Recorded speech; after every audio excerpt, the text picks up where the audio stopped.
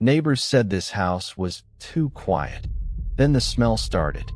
Fictional/illustrative story, written in the style of narrative true crime YouTube storytelling, not based on a real case. Out of every case I've covered where neighbors sensed something was wrong long before anyone called the police, this one might be the most unsettling, because for almost 3 weeks, everyone on that street knew something was off, and nobody said a word.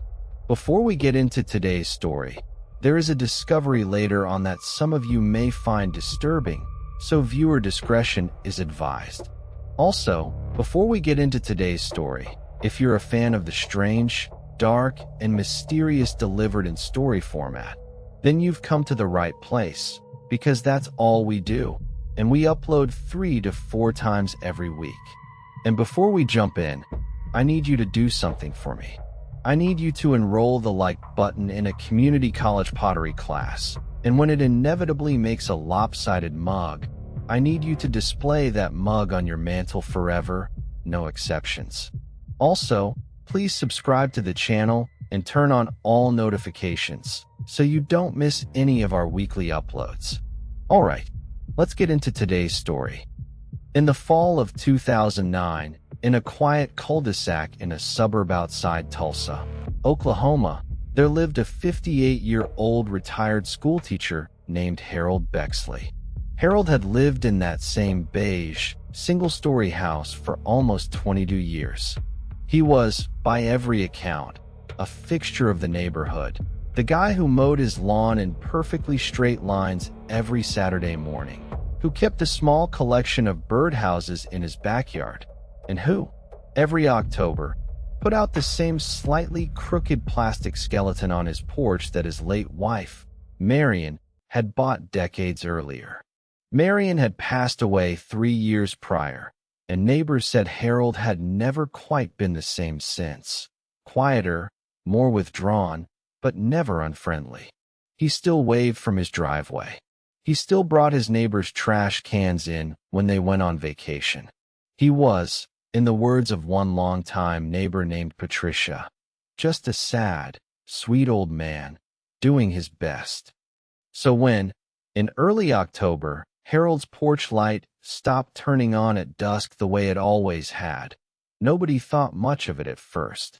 When his lawn, usually cut in those same perfect lines, started growing long and uneven, people assumed his old mower had finally broken down, and that Harold, at his age, just hadn't gotten around to fixing it. His mail started to pile up in the box, but Patricia figured maybe he was staying with family for a while, dealing with his grief in his own way. That's not something anyone thought to question, not at first. Grief makes people disappear into themselves sometimes, and everyone on that street had seen it happen before with other widowers and widows over the years. But then came the smell. About 2.5 weeks after the porch light first went dark, a neighbor 2 doors down, a man named Gary, mentioned to his wife that something near Harold's place smelled like a dead animal, maybe a raccoon under the porch. A few days later, Patricia noticed it too, stronger now, drifting across her yard whenever the wind shifted. She'd later tell police that she almost called animal control, thinking a possum had died somewhere in the crawl space beneath Harold's house. It wasn't until nearly 3 weeks after the porch light first went out that anyone actually walked up to Harold's front door. It was Patricia who finally did it, on a Tuesday afternoon, mostly just to check on him, feeling guilty that she hadn't sooner. She knocked. No answer. She knocked again, and this time, standing that close to the house. The smell was undeniable, thick enough that she said she gagged and stepped back off the porch immediately.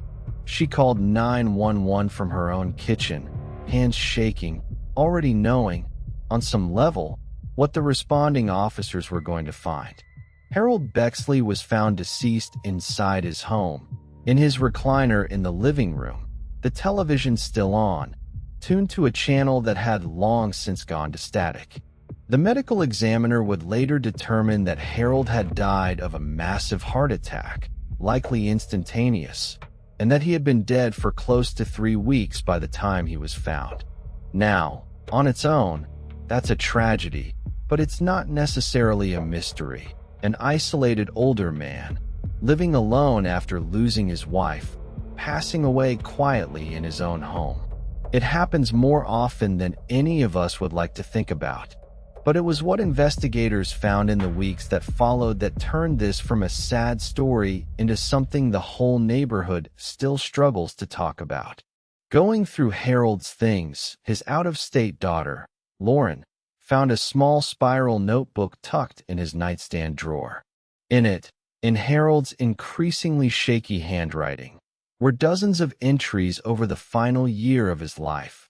Not a diary exactly, more like a log. Entries like, Patricia waved today, didn't stop.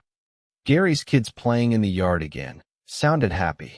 No one's knocked in 11 days. The very last entry, dated just 2 days before investigators believe he died, simply read, "It's so quiet now."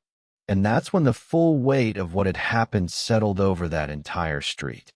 For nearly 3 weeks, a man who had spent 22 years being a genuinely kind, present neighbor had been gone, and the silence around his house, the same silence everyone had simply attributed to grief, had actually been the sound of nobody checking.